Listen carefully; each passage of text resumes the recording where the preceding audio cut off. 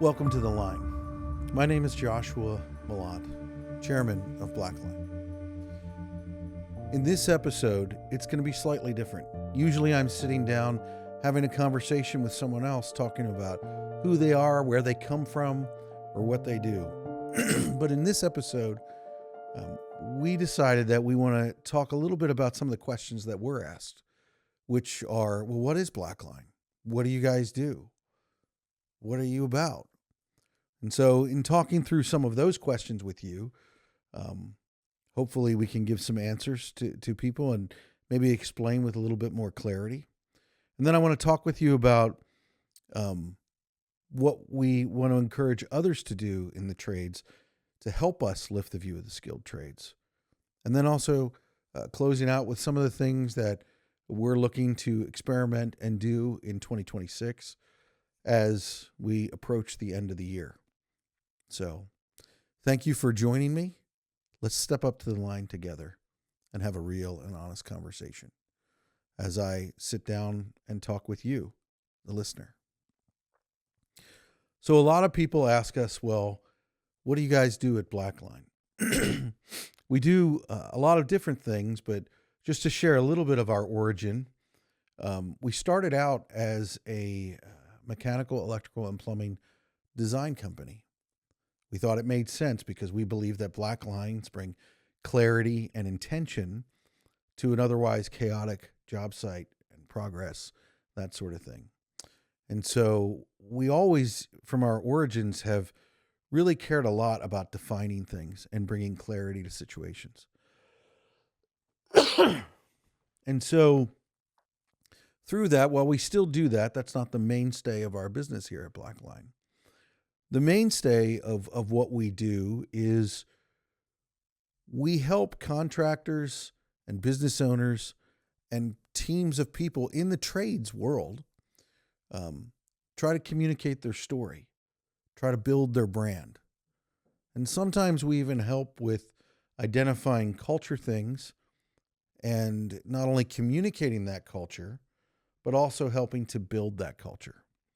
And these are just some of the things that we do on our brand side of things, where we work with companies to help them build and communicate their brand story overall. And so that might be something like you need a new website, and we help you build out that website. You might need a new logo, and we help you build out that logo. Or some of my personal favorites is we help you articulate your story and tell your story of your company. Story is something for me that I absolutely love.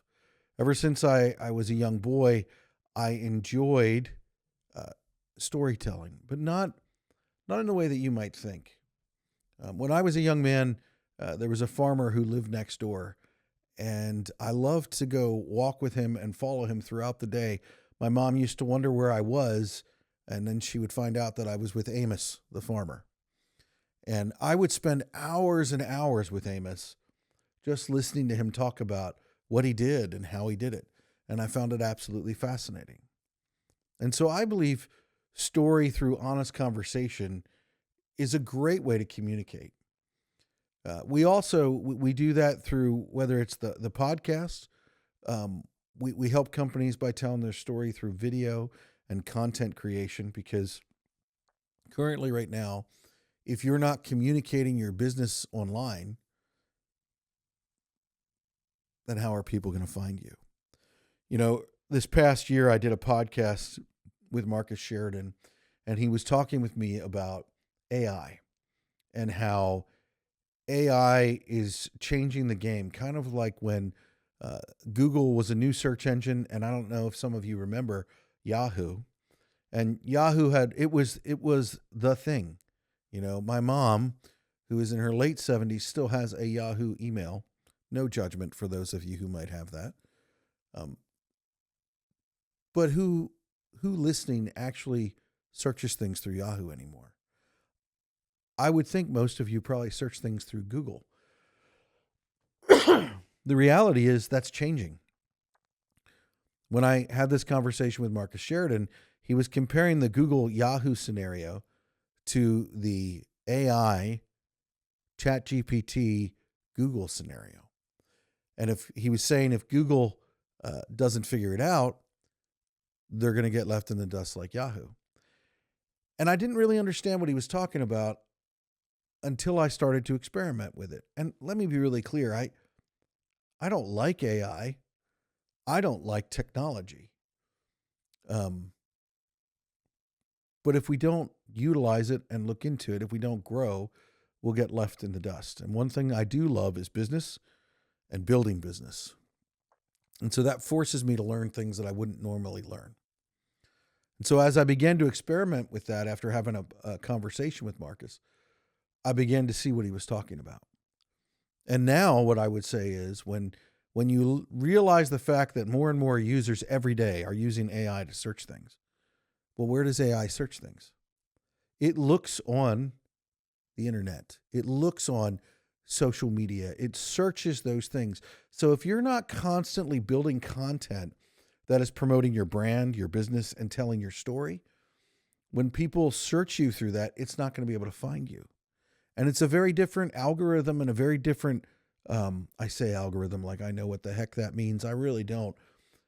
But I do know that it's different than the way that people find you through Google. It's not like you're having to pay for a Google search. You're utilizing your content through AI. You're posting about things that are important to you so that when AI looks you up and people are searching, hey, find me a good electrician for X project. Well, AI is searching to see, well, what are you doing? Are you talking about those types of projects? Is there information on you out there? And so we help you build that content. We help you tell that story. We utilize photo, video, writing, all of the above. And we don't all do that ourselves. We do most of it, but the reality is we also try to pull together the right people to build the right team to provide what you might need as a client. And so our clients that work with us work from us from a strategic standpoint, a brand standpoint, and a storytelling standpoint. And so that's really a lot of what we do at Blackline Brands. And our other division that we have, which is near and dear to my heart, is our Blackline Institute. And so at Blackline Institute, we are a fully accredited electrical apprenticeship program. And in that program, we currently are teaching classes through first-year apprentices all the way through fourth-year apprentices, which is a 4-year program, which then we train and we teach people through a mentorship style apprenticeship to build them into effective journeymen. And we utilize the Mike Holt curriculum, which is in my opinion, a very strong curriculum. There are other curriculums out there, but we utilize that one. And we've just really enjoyed that partnership with Mike Holt in building out that program. It's a program we used before I had ever met him, but we had done a podcast with him. I'll see if we can put a link to some of those episodes in this post. But before we even did that, before I even got to know who he was as a person and his team of people, their curriculum and the way that they teach, we just find very effective. It probably helps for me. That was something that was very effective for me when I was coming up as an apprentice, that I utilized, see if I can talk here. It's not like I do this for a living. Utilized some of his resources to help me understand what was going on. You know, the interesting thing about this podcast, if you can just bear with me for a second while I take a drink. Usually there's someone else talking when I take a drink or something like that. But now if I stop talking, that's what it sounds like. Dead air. So we have Blackline Brands where we help companies tell their story, build their brand. And we help you utilize things in order to do that. The other thing that we do through our institute, where we have partners from many other companies that send their people to our program, where we help build out apprentices and train the next generation to be able to do the work that we're trying to find people to do. That's something that is uniquely interesting about the trades, is how important training the next generation is. Just a little bit of a sidebar. I've been in business for over 30 some years. And in those 30 years, I have been an apprentice, I have been a journeyman, I have been a foreman, a project manager, and an owner. The common thread through all of that was I always needed help. And I would always say I need experienced help. As electricians, we like to think that we're the best and that our work is the most complicated and, we need a specific type of people. And we do. But I think we all say this, and it's true in all aspects of the trades. I would say, well, I need experienced help. And the problem with that is I would always be asking for experienced help. And until I became an owner, I didn't realize what that meant. I was asking for people who had already been trained. And I wasn't taking the time to train them. And to be quite honest, I didn't feel like I had the time. And depending on the situation, the answer to that might be, yeah, I didn't have the time. But the reality is, that's not the kind of thing that you have the time for. It's the kind of thing that you take the time for. I'm a father of 3 kids, and I don't always have the time to explain to my kids about, well, how do you do this in life, or how do you do that in life? But I take the time to teach them, at least when I'm aware, when I'm thinking about, I want them to understand this, I want them to learn this. I take the time to do that. I invest the time in them so that they learn from it. I recently just heard today a great parenting thing, and it struck me. This dad was talking with his kid and trying to teach him how to hit a baseball. And the young man was swinging too soon, which meant that he was hitting the ball in a way that it was going off and to the left. And so the dad was like, so you don't want to swing so early. And so instead of saying, no, you need to do it this way, he said, why do you think you're swinging early? Or why do you think the ball is going in that direction? And he helped his son to think about and process the thought and have a conversation. And probably most importantly, he was patient with it. This is something that I struggle with, is patience. And so when I heard that, I was struck by the fact that he asked a question in order to provoke the thought from the person that he was trying to teach. One of the projects that I learned the most on, I had a foreman. He was a little bit of a hard ass, but we were doing a treatment plant project, and it had all these smaller buildings on a much larger site. And he brought a set of drawings into my building, and he took the overall set, taped them up to the wall with duct tape. And he said to me, so this is your building, Josh. I want you to work on this, and here's the drawings. They have all the answers that you need. Figure out what you think you're supposed to do and do it. And if you have a question or a problem, make sure that you've pushed hard to figure it out yourself before you come ask me. And I like to remember it a little differently than that. I like to remember it in the sense of, it's a cool story to say, well, he taped the prints to the wall and left me there. And he did to an extent. But I knew that I could ask him questions if I couldn't figure it out. But he didn't want me to just ask him questions and not figure it out. And so I think that that's something that's really important in mentorship and in training. And that's something that we try to do in our apprenticeship, is we try to ask the right questions, and we try to build and take the time to invest and train and mentor the next generation. Because while we all need experienced help, if we aren't taking the time to build that experienced help, then it won't exist. So those are a couple of things that Blackline does. We build out those solutions.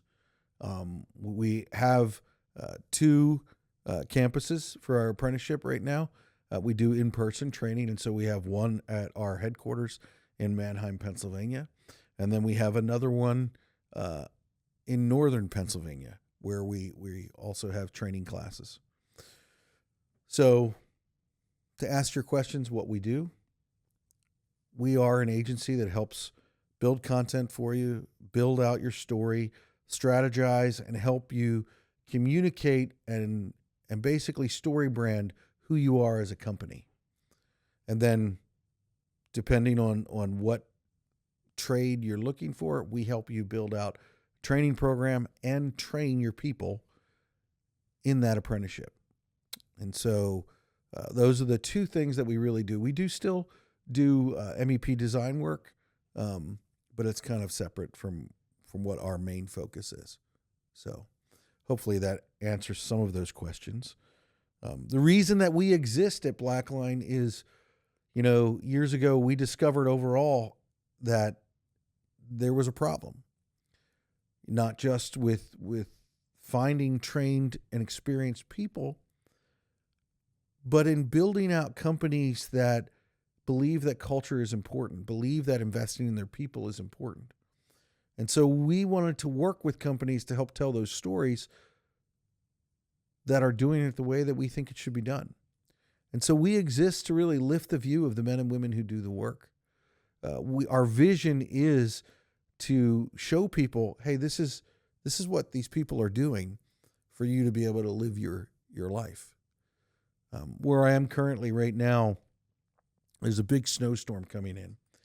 And I find it interesting. A lot of people don't realize the men and women who will be out there in the cold and the rain and the snow doing things so that their houses are warm, dry, and safe so that they can live the lives that they want. These people who do this work, they really matter. They're really important people. But they're the ones who don't get seen. Matter of fact, if they do their job right, and you know who you are, nobody knows about it. And so at Blackline, we want people to know about it. We want people to know, not in a boastful way or a braggy way, but we want to communicate the value of the work that you're doing. Not only because we want you to know that we appreciate it, because we like the life that we live. We like our houses being warm and dry. For all the crap that I give you plumbers, and yes, that was a plumber joke, the reality is plumbers are some of my favorites because I love running water. I love a hot shower. A lot of people don't realize a little over 100 years ago, that's not something that we had. And I love that aspect of my life. I heard someone say the other day, and I don't know if this is accurate or not, but that plumbers have saved more lives than doctors.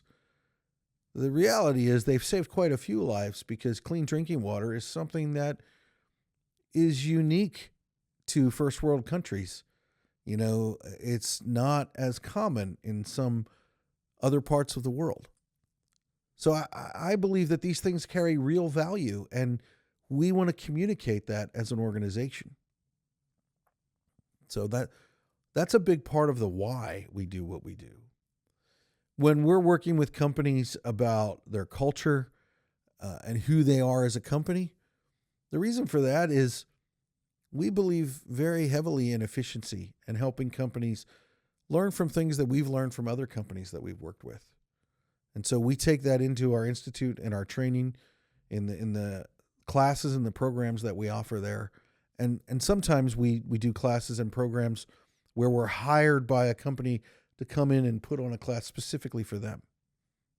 And that's something that we do because we're wanting to build and invest in the industry that we're in.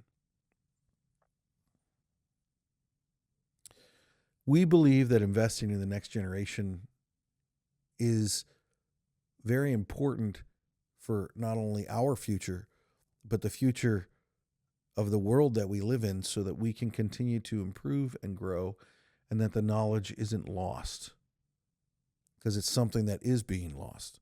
And those of you who are listening, who are out there in the trade, know exactly what I'm talking about. It's something that you see every day. This is why I personally believe that leadership is something that really matters, that we are teaching people, whether you're a first year apprentice or a laborer, that you're understanding that you're a leader. Leader doesn't always mean that you're the foreman, the CEO. You can be a leader in whatever aspect of the job you're in. And we just want to make sure that we're helping equip people for success and to lead in a direction that not only brings success to them, but success to the organization that they're a part of. You know, it's that old phrase that a rising tide lifts all boats. The funny thing is, it's not the organization that lifts it, it's the people that lift it. And when we tell those stories and we help and we help companies build out their culture, that's something that is hugely helpful. So what are we doing at Blackline? Well, I told you why we exist. I told you what we're about. And hopefully I answered your questions in a way that makes sense. But here in the new year, we have some new things coming. And everything that we do, we try to wrap it around what it is to lift the view of the skilled trades industry. And so communicating the stories that men and women do, the work that they do, and helping build out those brands, one of the things that we're bringing to you here in 2026 is a new experiment, we'll call it. And it's Trademark Mag, or Trademark Magazine. And it is a newspaper style magazine where we get to build out stories in print. Ever since I was a young man, I have enjoyed a high quality print, something I can hold in my hand, touch, see, and feel. And so if you're listening, this is going to be something that we're putting out where we have some of those high quality photographs of the men and women who do the work, and we're telling their stories, where we're going to communicate and talk about products and things that you want to use every day in what we would call our overtime category. And we're going to have articles on tradecraft and what it is to build out these things that I've been talking with you about, leadership and culture. And so in 2026, we're launching our first issue of Trademark Mag, where we will highlight different companies. And so if that's something that you might be interested in as an organization and being highlighted and highlighting the men and women in your organization and putting that out there and communicating some of your story, that's some of the new things that we're bringing here in 2026. And so you can reach out to us at readtrademarkmag.com. And so you would want to email us at feature@readtrademarkmag.com. Or you could email us at theline@blacklineltd.com. And so we're going to be bringing that here. We've been working on this for the past 6 or 7 months now. And we have some new products coming out here with that that we're going to be putting forth for you guys to see. If you know someone who you might want featured or a company that you think might be interested in it, reach out to us. Let us know. Lastly, I just want to encourage those of you who are listening. You have a story to tell. Some of you I know that listen because you comment, and we've grown to actually talk outside of just online, and you know that you have a story to tell. But some of you think that you don't. I think that you need to be reminded that you're leaders too. The work that you do matters. The way that you do your work impacts people. There might be an apprentice. There might be a young person. Quite frankly, there might be a person who's not young, we'll say. The way that you do your job and the way that you live your life, it impacts those around you. And so in 2026, I just want to encourage you, if you're in the trades, whether you're a plumber, an electrician, a drywaller, a painter, an operator, whatever it is that you do, your job matters. We all are enjoying the lives that we live because of the work that you do. There is not any one job that is less important than the other. Some of you are going to scoff at what I just said, but the reality is, I believe that all people have an equal value, regardless of what job you do. Some of us enjoy jobs than others. Some jobs get more press than other jobs do. Some jobs are more exciting, maybe, than other jobs are. See if I can actually talk. But the reality is, all jobs have value. Every single one of them. So when you're stepping up to the line, and that's what I call doing the work that's in front of you, remember that you want to be about doing it excellently. And excellence is doing better today than you did yesterday.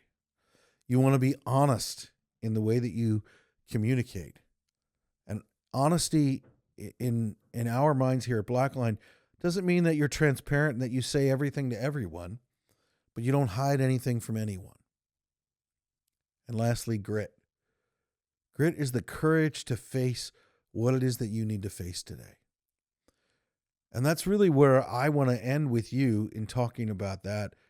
Wherever you are, whatever your job is, whatever your role is, whether you're an owner or whether you're a first-year apprentice or whether you're a laborer, the reality is that you need to have the courage to face the work that's in front of you.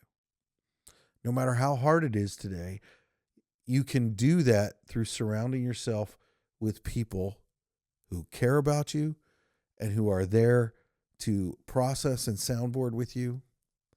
And so I just want to encourage you that the work you do matters and that we want to be communicating that you have value here at Blackline. So step up to the line, do the work, build a better tomorrow, today. We'll be back with a regular podcast here next Monday. I would also just like to say, if anybody has a desire to be a guest or knows someone who should be a guest on the line, I would encourage you to email us at brands@blacklineltd.com. Let us know who they are. Let us know what their story is, because we want to make sure that we're bringing those stories to light. Step up to the line.